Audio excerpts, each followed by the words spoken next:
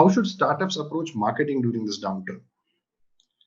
I just thought I'll share this sector-wise outlook which ICRA had released very recently. I don't know, some of you may have had a chance to see it. Now, if you really look at it, the red part of it, that is where the impact of COVID is going to be the highest, as we've already seen: aviation, hotels, auto dealerships, retail, luxury items, seafood, poultry consumption items. That's where the impact of COVID is extremely negative.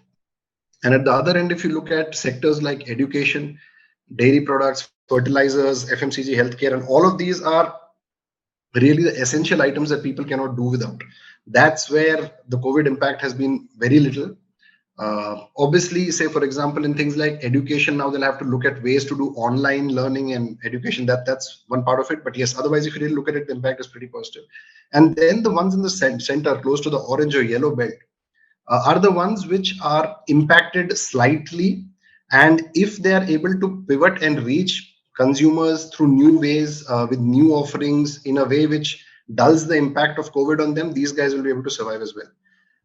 So now, if this is the kind of sector-wise outlook, and you can probably go through it from your specific perspective, which sector all of you happen to be either serving or belong from. Now, if you happen to look, if you're a startup, say for example, serving a green zone sector, which is a sector which is very minimally impacted by COVID, right? What are the kind of offerings and what are the kind of marketing approach that you'll need to go ahead and take? Offerings that help your clients reach prospects rapidly. And when I say reach their prospects rapidly, not just through the messaging out there in terms of why people should go ahead and choose their brand vis-a-vis any other, but even in terms of products. So just to give you an example, if you look at, say, you're looking at, say, healthcare, right? Healthcare, or if you're looking at utilities, or you're looking at, say, dairy products, right? How do you help your clients reach their prospects or their clients, right? Despite a lockdown, or at a time when social distancing is being preferred, or when people are, say, choosing e-commerce vis-a-vis going out into the market and buying something. So if you're a startup serving a green zone sector, the focus right now should be on reaching prospects more rapidly, or helping your prospects reach more rapidly, and how to help your clients scale up in a surer manner. Because look, if the impact of COVID is going to be minimal on this particular sector, they will obviously be trying to scale up, right? And obviously with scaling, say for example, Zoom, just in December 2019, they had close to, I think, 10 million users. Now they have 200 million in hardly 3 to 4 months period. So how can you help a company in a green zone sector scale up rapidly? So that's something that's going to sell pretty well. Now, if you're serving an orange zone sector, right, how can your product or service help your clients pivot and adapt rapidly to the new normal? That is really going to be the focus, because over the next 2 to 3 months, all these startups which are in the orange zone, which can benefit by pivoting, their only focus is going to be on actually making that pivot most successfully. Their focus is not going to be as much on reaching newer audiences, or on selling the same product which people are not buying for multiple reasons. So how can your product or service help your clients pivot successfully? So that's, if you got an offering like that, then there's a good chance of success. Now, what if you're actually serving a red zone sector, right? The problems with the red zone sector are obviously many. One is in terms of, say, for example, if you have a product or service which serves the retail sector, right?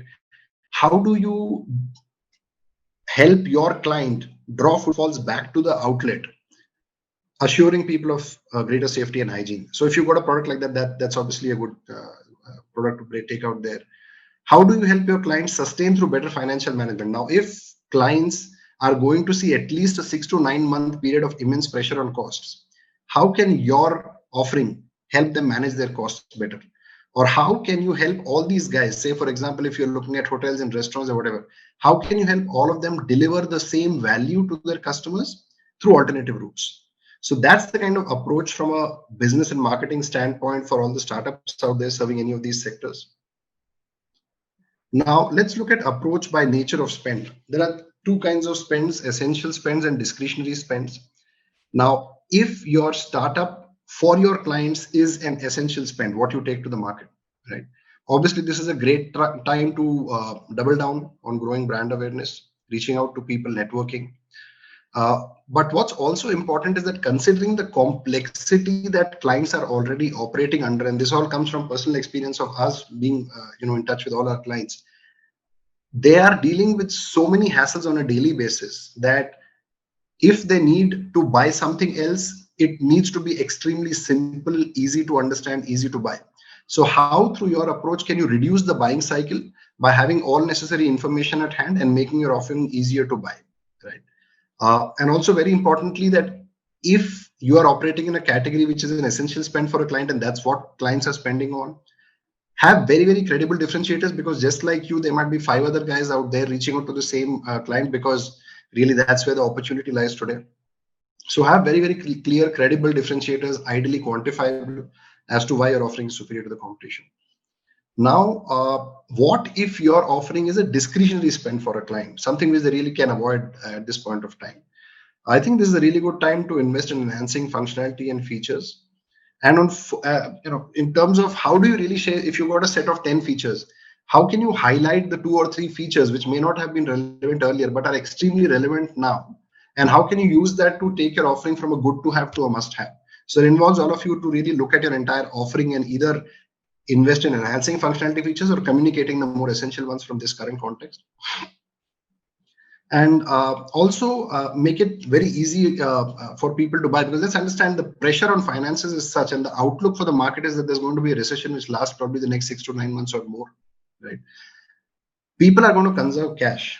How can you help them buy what you have to offer to them without them really feeling a pinch on the pocket? So either invitation pricing, or you are talking about helping them pay in a deferred manner, bulk discounts for volume purchases, etc. So that's the kind of marketing approach by nature of spend.